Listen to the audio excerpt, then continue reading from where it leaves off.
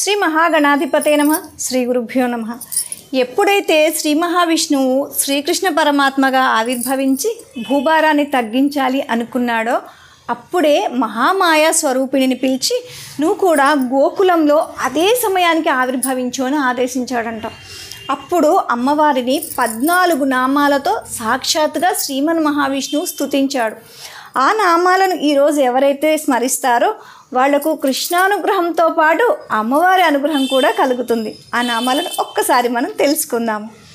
రుద్ర, భద్రకాళి, విజయ, వైష్ణవి, కుముద, చండిక, ఈశాన, నారాయణి, కృష్ణ, మాధవి, కన్యక, మాయ, శారద, అంబిక.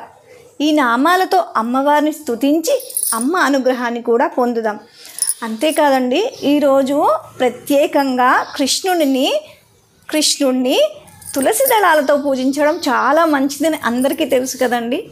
తులసితో పూజ ఇష్టము, తులసి పూజ అన్నా కూడా కృష్ణుడికి ఇష్టము. కాబట్టి ఈరోజు కృష్ణుని తులసితో పూజించి తులసమ్మను కూడా పూజించి స్వామి అనుగ్రహాన్ని పొందుదాం. జై శ్రీరామ్.